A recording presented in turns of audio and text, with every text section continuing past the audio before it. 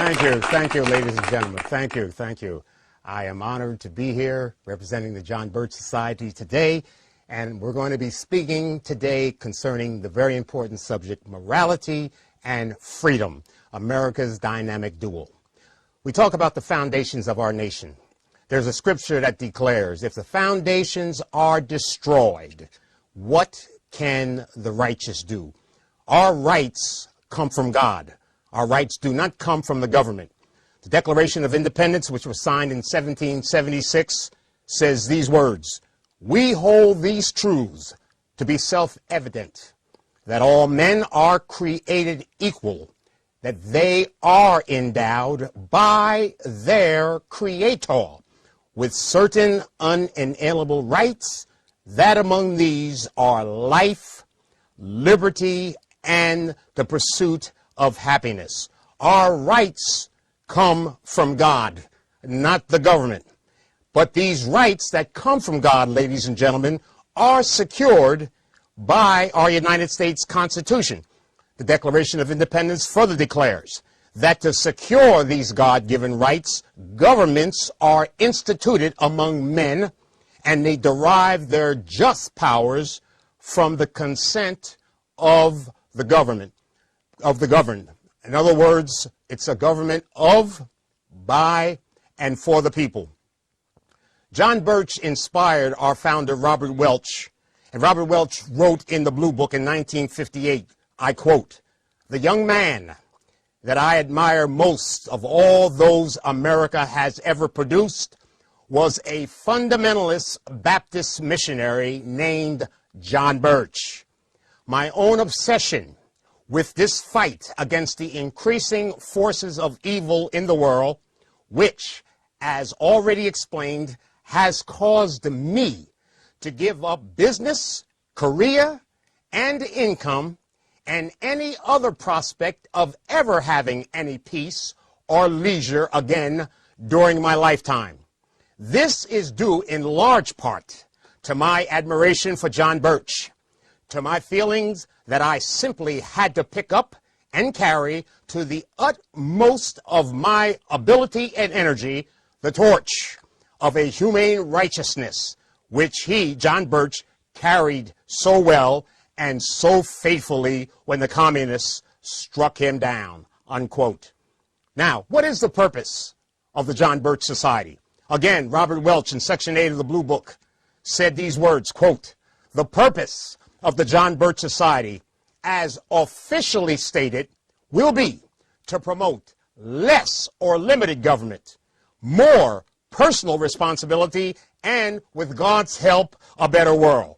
The purpose also, as unofficially described and discussed among ourselves, will be exactly, ladies and gentlemen, the same thing.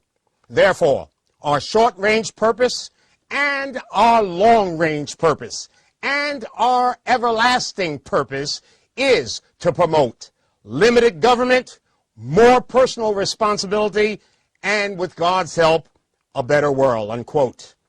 Less government, more responsibility, and with God's help, a better world.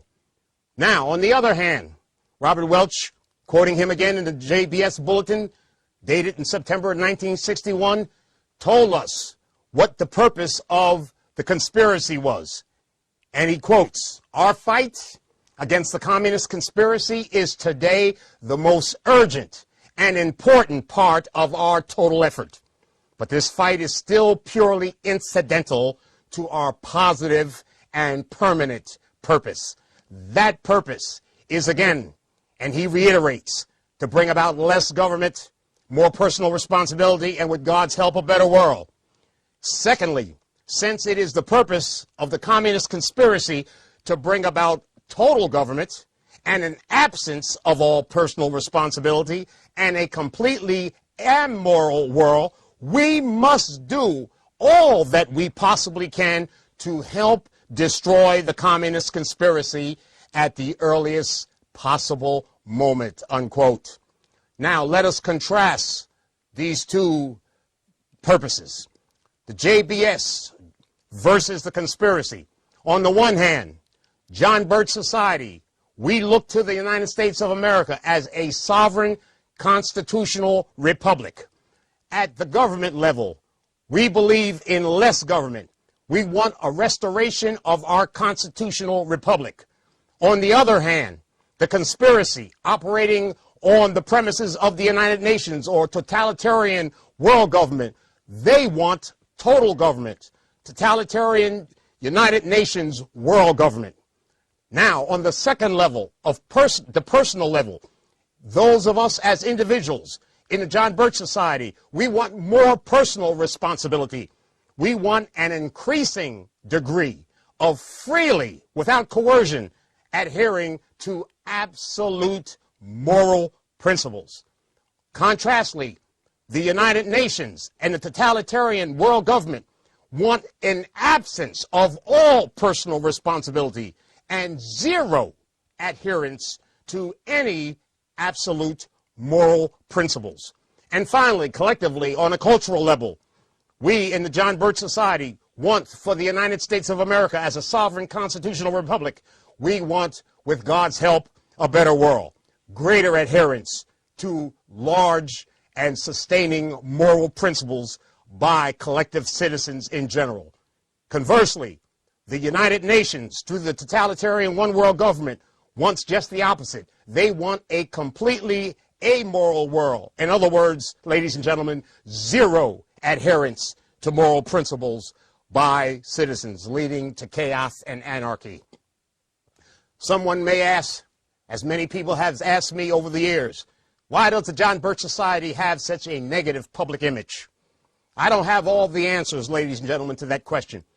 But the few facts I do have, I know that in around 1960, 1961, the communist press in the Soviet Union and the United States initiated an intensive smear attack on the John Birch Society. Later on in 1961, the Council on Foreign Relations that dominates the news media in the United States repeated and amplified the communist smear attack on the John Birch Society.